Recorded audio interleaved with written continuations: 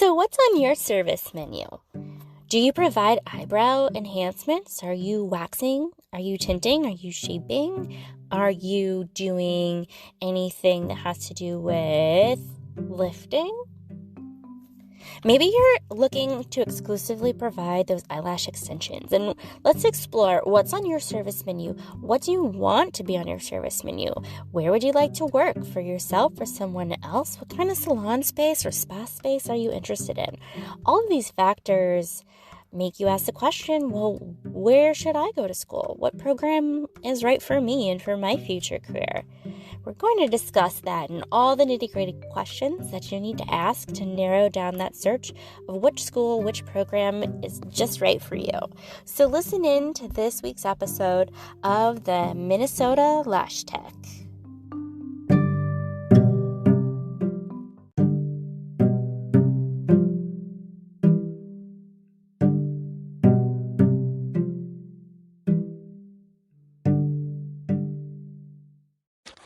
So you're interested in eyelash extensions in the state of Minnesota.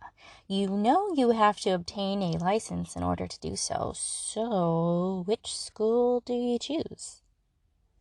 The state of Minnesota regulates the service of eyelash extensions and has done so for just the last handful of years. Cosmetology programs and esthetician programs now include the eyelash extension curriculum inside the school.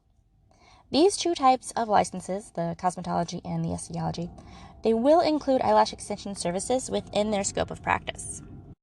Once they become fully licensed, that is. For those looking specifically for eyelash extensions, just the extension program, and you're not interested in having a scope including skin, hair, or nails, but just the specialty license, period, just the eyelash extensions. This is called the Minnesota Eyelash Extension Technician License. So let's call it the tech license. And this Minnesota tech license is specifically the application and the removal of thread-like hairs, as well as the trimming of and the cleansing of the eye area. That means you can do a lash bath shampoo on the eyelid and the underlid skin, and then you can apply the extensions and then trim them or remove them. But that's the totality of the scope for that eyelash extension technician license.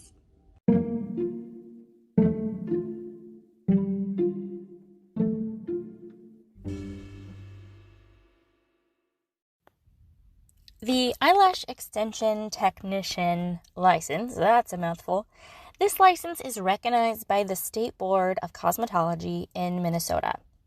That means if licensed within the state of Minnesota, you can work anywhere within that state while you're licensed.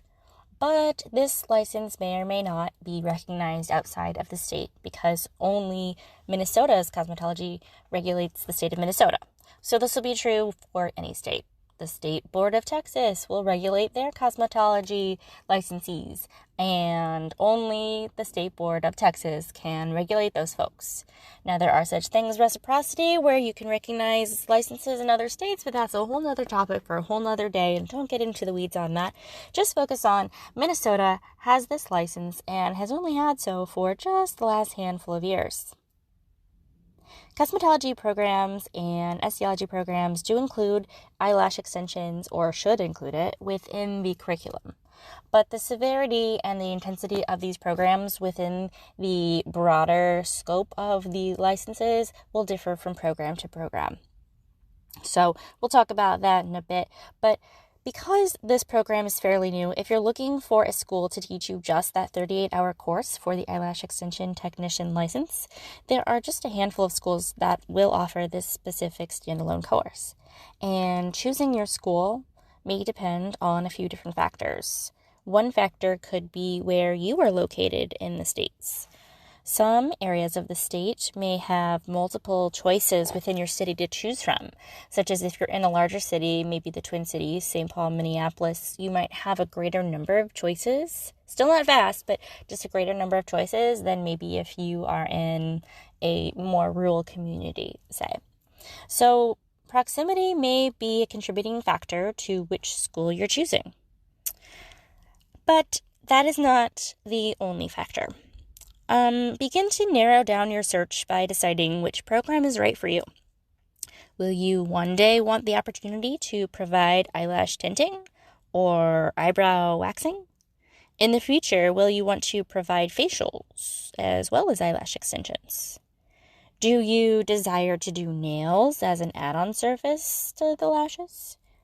Consider your long-term goals when you choose which license might be right for you. Eyelashes might be your major go-to focus right now, but you might want to consider your full menu of services and decide if you want the exclusive technician license program or if you want a longer-term program that has a broader scope of services available. So for now, let's focus on those exclusively looking at that eyelash technician license and how to narrow down your choice from there. To narrow down your choices of schools' offerings, consider the following. Where is the school located? How far away is it from you? If it's the school that you're interested in program-wise, but it's not a decent proximity to you, how will you get there each day? Is it in an area where you have friends or family members that you can stay with during that week? Or can you possibly afford some sort of short-term rental while you're there so you can attend class? Or maybe what hours of the day is this course available? Is this a part-time curriculum? Is this a night class? Is this a day class? Is it full-time? Is it part-time?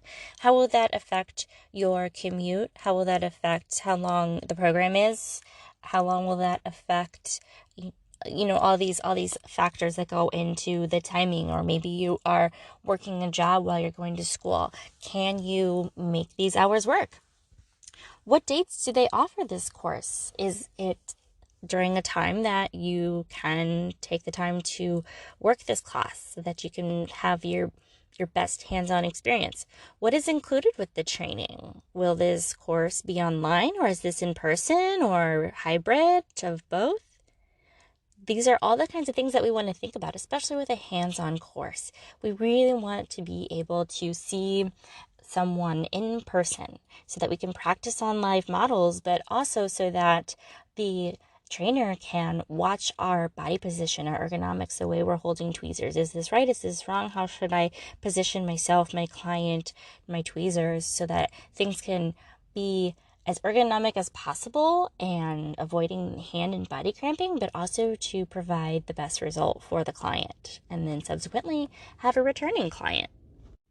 Maybe if you are far away from the place that you're looking at for a program, maybe it does make sense to you to have a hybrid option where you can do theory portions online and hands-on portion in person, so that if you are far, you only have to commute a couple of days rather than every single day. So consider these as well. Consider, does the course include a kit? And if so, what is included in the kit? Upon graduation, what resources does the school offer? So just a couple of ideas to get you started on thinking about what kinds of things to consider when just looking at a course. You may have noticed that with all of these questions I listed that I did not mention the cost. I did not mention the cost because while the cost is a factor and it definitely should be considered, there are other factors that should be considered prior to the consideration of cost in narrowing down your options. Education is an investment. It's an investment in yourself. It's an investment in your future. At the school, the education you receive there will be the foundation in which you begin your career. And you want to start off with the strongest foot forward.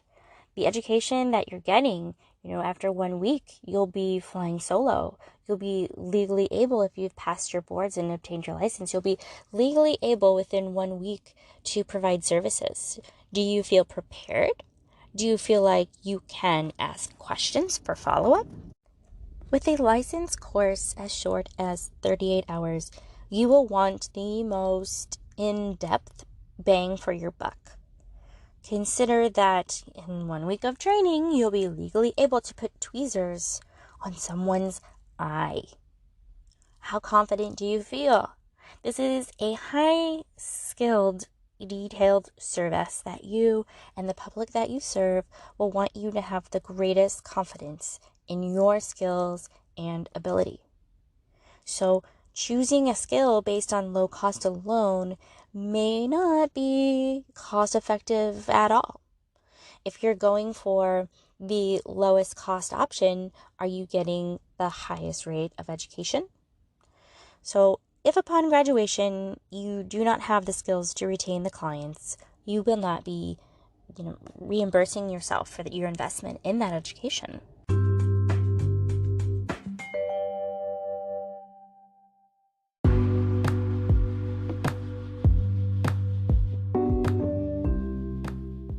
Thank you for listening to the podcast today. I hope you got something out of this, choosing a program in Minnesota. We'll definitely be talking more about this topic, and I don't say all these things to scare you, but it is a big decision to make, and you'll be wise to make one based on several factors. As always, you can reach out to me for FAQs, tips, tricks, and everything that you'd like to learn or hear about on the podcast. Find me at MN_Lash Tech on the socials.